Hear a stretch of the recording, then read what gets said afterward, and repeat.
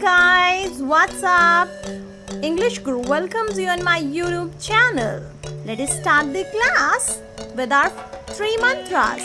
First, I can learn English and I will. Second, the more listening, the better speaking. And third, practice is the key. Wow, it smells delicious. पता है किस चीज़ की सब्जी बन रही है? अरबी की सब्जी. आपको पता है अरबी को इंग्लिश में क्या कहते हैं? परवल को इंग्लिश में क्या कहते हैं? नहीं पता? Okay, no problem. And don't worry, I'll tell you.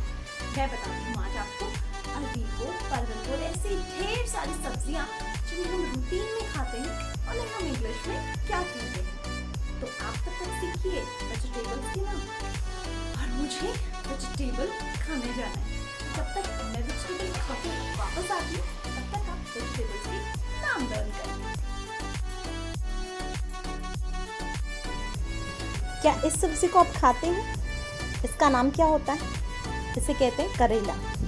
और क्योंकि ये बहुत ज़्यादा कड़वा होता है इसलिए इसका नाम भी बिटर गॉड है. इसका इंग्लिश में नाम क्या होता है? Bitter gourd. बिटर मीन्स कड़वा, तो इसका नाम भी बिटर गॉड है. नेक्स्ट वेजिटेबल इज ये घिया है. इसे इंग्लिश में कहते हैं बॉटल गॉड. क्या कहते हैं? बॉटल गॉड, क्योंकि इसकी जो शेप है वो बॉटल की तरह है. नेक्स्ट इज तोरी, और तोरी को हम कहते हैं स्पंज गॉड. स्पंज गॉड, तोरी को कहते हैं sponge God. This is of course ये कद्दू है. कद्दू को इंग्लिश में कहते हैं पंपकिन. पंपकिन क्या कहते हैं? Pumpkin. Speak it with me. ये हैं कच्ची अमियाँ जिनको हम इंग्लिश में कहते हैं कैरी. This is garlic. लहसुन को इंग्लिश में कहते हैं गार्लिक. This is garlic. ये बहुत ज़्यादा फ़ायदेमंद होता है हमारी हेल्थ के लिए. सर्दियों में इसे हम लोग बहुत ज़्यादा खाते हैं और इससे सब्ज़ी की बहुत ज़्यादा टेस्ट में भी फ़र्क पड़ जाता है. It makes vegetable tasty. This is pointed God, जिसे हम हिंदी में कहते हैं परवल. पॉइंटेड गॉड, हिंदी में परवल. Next is kidney beans. Hindi में हम इसे राजमा कहते हैं और इंग्लिश में कहते हैं किडनी बीन्स. Kidney beans. इसे अरबी कहते हैं और इंग्लिश में कोलोसेसिया रूट. कोलोसेसिया रूट, इसे इंग्लिश में कोलोसेसिया रूट कहते हैं. ये है कमल ककड़ी. Lotus cucumber. Lotus cucumber, English में लोटस क्यूकम्बर. ये होते हैं सिंघाड़े और इन्हें हम कहते हैं Indian water chestnuts. Indian water chestnuts. Next is Indian gooseberry, जिसे आंवला जो होता है उसको हम कहते हैं इंडियन गूसबेरी. Indian gooseberry. यार आज मेरा इंटरव्यू है. डू यू नो सबसे बड़ी टेंशन क्या होती है? सबसे बड़ी टेंशन होती है इंटरव्यू में पूछे जाने वाले questions. And I really don't know how to answer the questions. नहीं पता? आपको भी यही प्रॉब्लम होती है जब भी आप प्रीफेक्टोरियल बोर्ड के इंटरव्यू में जाते हैं या किसी भी जॉब इंटरव्यू के लिए आपको नहीं पता कैसे क्वेश्चंस फ्रेम होते हैं? नहीं पता? Don't worry, here I am with you. चलिए तो देखते हैं, सुनते हैं एक कन्वर्सेशन जहाँ पे एक बंदे का इंटरव्यू चल रहा है. तो कैसे कैसे क्वेश्चंस फ्रेम किए जाते हैं और कैसे पॉजिटिवली हम इंटरव्यू को फेस कर सकते हैं through this video. So stay tuned and listen to the conversation. May I enter? Yes, Good morning, ma'am. good morning. Have a seat. Thank you, ma'am. So, you are here for the interview. Yes, ma'am. Which post have you applied for? Senior computer operator, ma'am. Introduce yourself. I am Jenny. I passed my postgraduate in computer science 6 years back, just after I joined Computer Tech Private Limited. Since then, I am working as a computer operator in the company. I am an efficient worker who takes responsibilities as a challenge. My 6 years working experience is too good. My seniors are all happy with me and I feel Blessed that I got such opportunity to expose myself. If your seniors are happy with you, why do you want to change the company? Everybody seeks for a better opportunity to grow in career. Why have you chosen this company? Your company has a good name, ma'am. I feel privileged to be a part of this company. Here I can get more exposure to grow and can fulfill my dreams.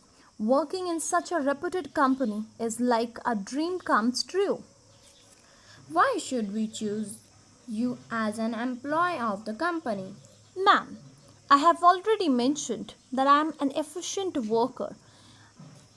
I have a good experience of 6 years. You can guess about my efficiency with the fact that in last 6 years I never gave a written explanation. I work with positivity and according to me this is enough to select an employee along with the educational qualifications. You seem quite confident. I like it. The job is yours. Congratulations. Thank you, ma'am. When can I join you, ma'am? You can join us tomorrow only. Now you can leave. Sure, ma'am. Thank you once again. यार उससे समझाना तो ना sir दर्द हो जाता है. ऐसा लगता है जैसे भैंस के आके बीन बजा रही हूँ. भैंस के आके बीन बजाना इंग्लिश में क्या बोलते हैं पता है? नहीं पता. तो चलो सीखते हैं.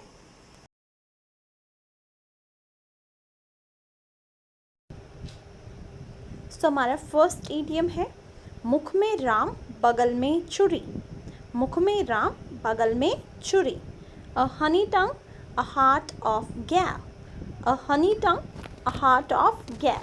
जो लोग मुंह से तो मीठा बोलते हैं लेकिन पीछे से हमारी बुराई करते हैं, हमारे बारे में हमारा बुरा करते हैं, तो उनके लिए ये इडियम यूज़ होता है मुख में राम बगल में छुरी.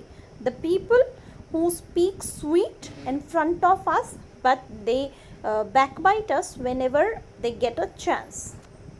Next idiom is कर भला तो हो भला. कर भला तो हो भला. Light reflects light. Light reflects light. जब हम दूसरों का भला करते हैं तो भगवान हमारा भला खुद करते हैं. So do good and have good. Next is चोर चोर मोसेरे भाई. चोर चोर मोसेरे भाई. Birds of a feather flock together. Birds of a feather flock together. मतलब एक जैसे इंसान ही एक जगह रहते हैं. अगर कोई चोर है तो उसको चोर की ही कंपनी अच्छी लगेगी, वो किसी भी पुलिस वाले के साथ अपनी कंपनी नहीं रखेगा. मतलब जैसे हम होते हैं वैसे ही हमारे फ्रेंड्स होते हैं. कहा भी जाता है कि अगर तुम्हें अपने बारे में पता करना हो कि तुम कैसे हो तो तुम ये देखो कि तुम्हारे जो फ्रेंड्स हैं वो कैसे हैं. So you can get to know about you if you know what kind of friends do you have. So if you want to improve yourself, then you can change the company, you can improve your company, you can just sit with some better people and slowly you'll find a change in you. जिसकी लाठी उसकी भैंस. might is right. So जिसके पास ताकत होती है उसी की तरफ दुनिया भी बोलती है. Might is right. जिसकी लाठी उसकी भैंस. चाहे वो गलत कर रहा है चाहे वो सही कर रहा है, ठीक है. तो जिसके पास पावर होती है उसके पास सब कुछ होता है. नाम बड़े और दर्शन छोटे. नाम बड़े और दर्शन छोटे. ग्रेट क्राई एंड लिटिल वूल. जब भी नाम बड़े और दर्शन छोटे का मतलब कि हमने सुना तो बहुत कुछ है, बड़ा बड़ा सुना है कि ये बंदा ऐसा है, ये बंदा ऐसा है, लेकिन जब हम उससे मिलते हैं तो उसके डीड्स को जब हम देखते हैं तो हम पाते हैं कि इस बंदे का सिर्फ नेम है but actually he is not that good guy as we heard about him. So नाम बड़े और दर्शन छोटे मतलब great cry and little wool. लालच बुरी बला है. सो लालच बुरी बला है. Avarice is the root of all evils. लालच ही हम सब सारे सिंस की जड़ होती है. जब हम लालच करते हैं तभी हम बहुत ज़्यादा क्राइम की तरफ जाते हैं. अगर लालच नहीं करते हैं हम तो बहुत सारे जो क्राइम हैं उनको करने से हम बच जाते हैं. रॉबरी है, थेफ्ट है, बहुत सारे ऐसे क्राइम हैं जो सिर्फ़ और सिर्फ लालच की वजह से होते हैं. लोहे को लोहा काटता है.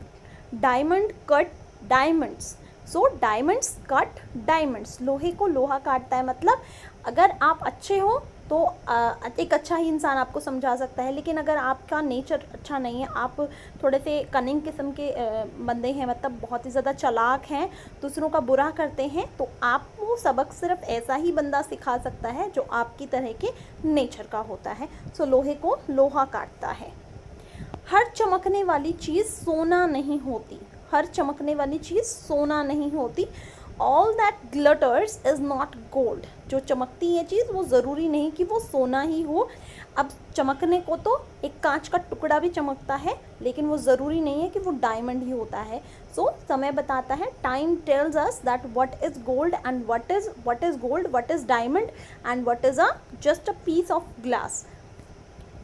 दूध का जला छाछ भी फूक फूक कर पीता है।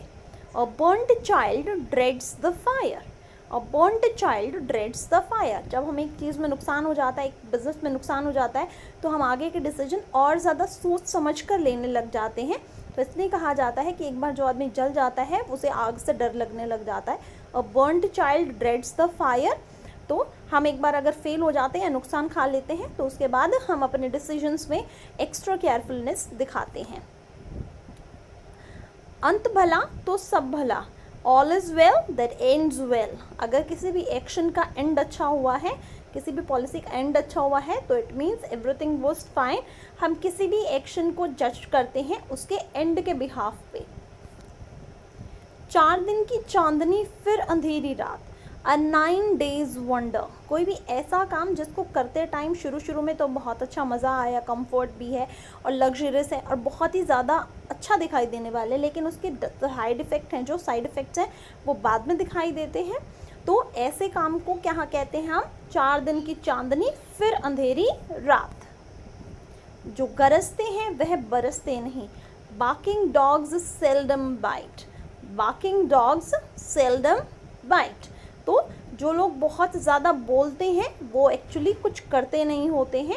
सो that's why barking dogs seldom bite. आपने कभी देखा होगा कुछ तरह की जो नस्ल होती हैं कुत्तों की, वो सिर्फ भौंकते हैं, वो काटते नहीं हैं, लेकिन जो रियल डॉग्स होते हैं, जो सही में बाइट करने वाले डॉग होते हैं, वो पीछे से आके हमें बाइट करते हैं, वो कभी भी भौंकते नहीं हैं। They don't bark at all. Next is जैसा बोओगे वैसा काटोगे, you reap what you sow. जैसा तुम बोओगे वैसा तुम काटोगे, मतलब the way you'll do your deeds the result will be accordingly. जैसे तुम काम करोगे वैसे ही तुम्हें रिजल्ट्स भी मिलेंगे। उल्टा चोर कोतवाल को डांटे, this is very common idiom. The pot is calling the kettle black. कि जब कोई किसी ने कोई गलती की और वो अपनी गलती को छुपाने के लिए जिसने उसे पकड़ा है उसी के ऊपर जब ब्लेम डालने लग जाता है, तो उसे कहते हैं उल्टा चोर कोतवाल को डांटे। The pot is calling the kettle black. दूर के ढोल सुहावने होते हैं, grass on the other side always looks greener. हमारे पास कोई अगर चीज़ नहीं होती है, अगर वो दूसरे के पास होती है तो हमें वो बहुत ही ज़्यादा फैसिनेटिंग लगती है, लेकिन उसके प्रोज एंड कॉन्स के बारे में सिर्फ उसे पता है जिसके पास वो चीज़ है। ओके, सो इसलिए कहा जाता है कि दूसरों के पास जो चीज़ें होती हैं वो हमेशा हमें अट्रैक्टिव लगती हैं। So grass on the other side always looks greener. एक हाथ से ताली नहीं बजती, it takes two to make quarrel. कभी भी झगड़ा अगर होता है तो गलती एक बंदे की नहीं होती, गलती एक तरफ से नहीं होती है, गलती दोनों की होती है, क्योंकि एक हाथ से ताली नहीं बजती है। अगर एक गलती करता है और अगर दूसरे ने गलती नहीं की तो झगड़ा हो ही नहीं सकता। भैंस के आगे बीन बजाना, क्राइंग इन वाइल्डनेस।